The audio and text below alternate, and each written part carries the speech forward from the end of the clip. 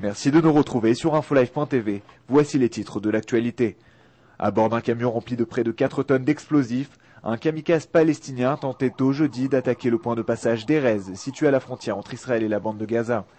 Les tirs des soldats de Tsahal en poste ont alors provoqué l'explosion du véhicule avant que ce dernier ne puisse atteindre sa cible, tuant au passage son conducteur. Peu de temps après, c'est le djihad islamique qui a revendiqué cette tentative d'attentat, précisant que l'assaillant était un habitant de Jabalia âgé de 23 ans, du nom d'Ibrahim Nasser. Sans transition, Bernard Kouchner se trouve en Israël. En visite pour 3 jours dans la région, le chef de la diplomatie française doit multiplier les rendez-vous avec les responsables israéliens et palestiniens.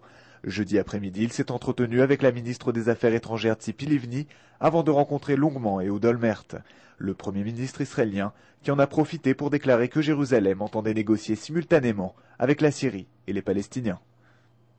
Et puisque l'on parle de négociations avec la Syrie, un sondage réalisé par l'Institut géocartographique révèle que 65% des Israéliens sont catégoriquement opposés à la restitution du plateau du Golan, même en échange de la paix avec le régime de Damas.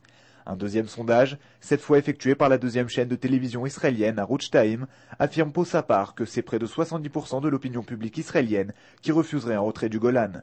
Autant dire que l'annonce d'une reprise du dialogue avec la Syrie est loin de faire l'unanimité. Sans transition, cette étude intéressante réalisée par un institut de recherche sur le Moyen-Orient et basée à Washington, qui vient contredire l'idée qu'une attaque contre l'Iran mènerait inexorablement à une situation de chaos dans la région. Ainsi, d'après l'un des rédacteurs de ce rapport, le Dr Patrick Clauson, le consensus actuel de la communauté internationale sur la nécessité d'une attitude de fermeté face à l'Iran pourrait bien faciliter une action militaire menée soit par les États-Unis, soit par Israël. L'étude révèle par ailleurs que les capacités de riposte de régime de Téhéran sont largement surestimées. Enfin, un dernier mot concernant le shekel qui semble extrêmement bien réagir à l'annonce d'une reprise des négociations de paix entre Israël et la Syrie.